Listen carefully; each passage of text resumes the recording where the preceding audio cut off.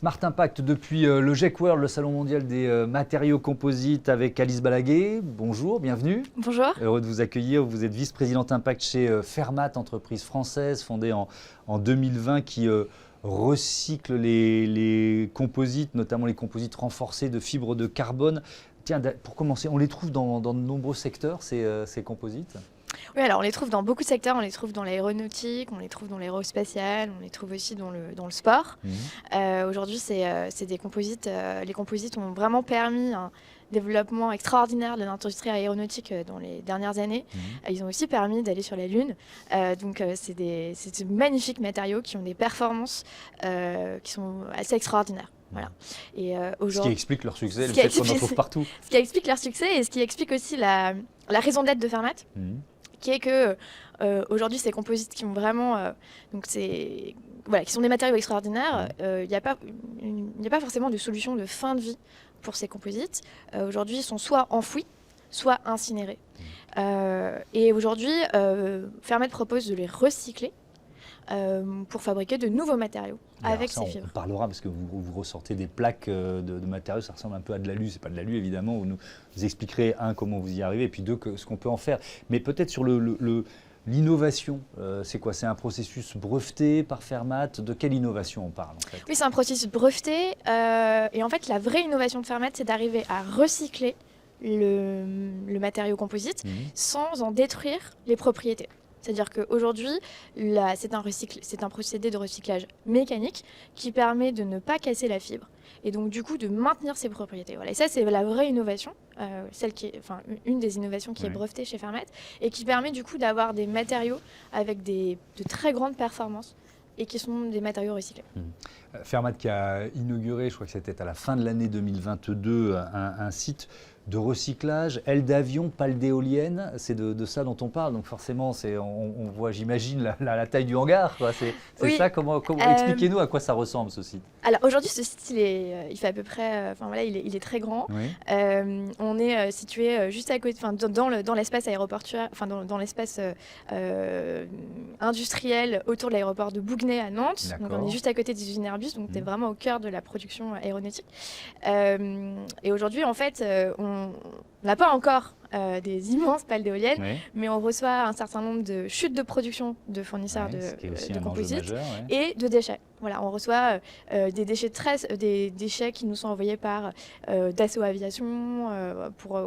Ce sont des déchets en fibre de carbone qu'on arrive à recycler. Voilà. Est-ce qu'à terme, on va... Parce qu'effectivement, vous nous l'avez dit, ces déchets ils sont incinérés ou enfouis. Et là, je reste sur ces déchets gigantesques, quoi. Une aile d'avion ou une pale d'éolienne. Vous allez les récupérer. Elles seront quoi? Elles seront découpées, débitées. Expliquez-nous un peu le processus qui va aboutir finalement à la production de plaques de 25 cm², 1 m² qui vont être réutilisées dans l'industrie ensuite. Oui. Aujourd'hui, l'idée, c'est que du coup, nous, quand on reçoit aujourd'hui les chutes de production ou des déchets qui sont un peu moins volumineux qu'une aile d'avion, on commence du coup à les découper. D'accord. Voilà, pour avoir en fait ce qu'on appelle nous des copeaux, des chips. Et ensuite, avec ces copeaux, qui peuvent être de dimensions variées en fonction de la performance attendue du matériau, on réassemble des plaques avec la performance demandée par les clients. Voilà, donc c'est vraiment de la découpe, c'est de l'assemblage et du moulage. Alors en bout de chaîne, on a quoi? Ça ressemble en bout de chaîne, on a des plaques qui peuvent être de tailles très différentes. On arrive maintenant à faire de très grandes plaques. D'accord, ça dépend de ce que le client demande. Ça dépend de ce que le client demande. Et la façon dont on dispose les copeaux dépend aussi de ce que le client demande en termes de performance. Alors ça, je voudrais bien comprendre. Pourquoi? Parce qu'il va y avoir plus ou moins de souplesse, de rigidité en fonction de ce qui est attendu par le client. On a réussi par exemple à faire, je vous invite à aller sur le stand pour voir, c'est une prouesse technologique qu'on a réussi à faire, ce sont des semelles de course, donc pour pouvoir courir le marathon, et en fait qui n'ont pas les mêmes propriétés sur toute la semelle. C'est-à-dire qu'en fonction de l'endroit où vous vous trouvez sur la semelle, ce n'est pas les mêmes propriétés. Voilà.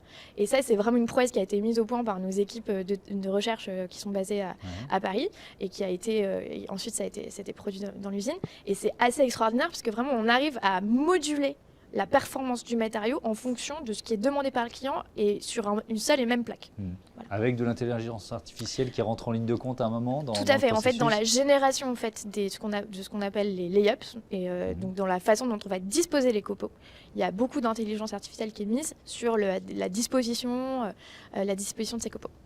Des raquettes de padel aussi, moi qui m'y suis mis il n'y a pas si longtemps, ça m'intéresse forcément, qui pourraient être faites comme ça en composite qui sont faites d'ailleurs, elles sont sur le stand, elles sont faites en partenariat avec Quickmat Decathlon. Et donc voilà, c'est surface d'impact.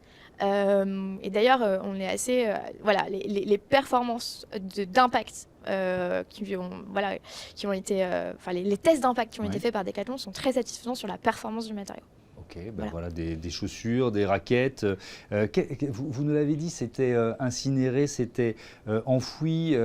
Est-ce que c'est vrai aussi, par exemple, si on parle de secteur, l'industrie automobile, vous travaillez aussi avec l'industrie automobile, dans quel cadre précisément ?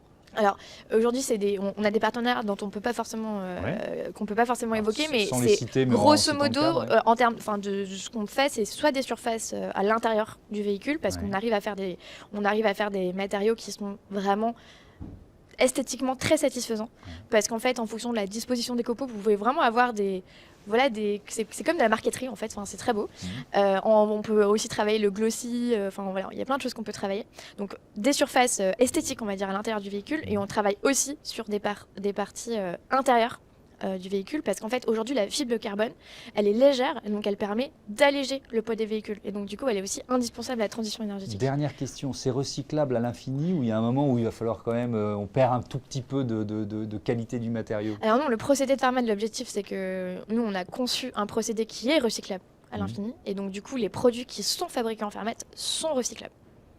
Merci beaucoup Alice Balaguier d'être venue nous présenter les solutions de Fermat et bon salon des matériaux composites. Voilà, c'est la fin de cette édition spéciale de Smart Impact. Je vous dis à très vite sur Bismart. Salut.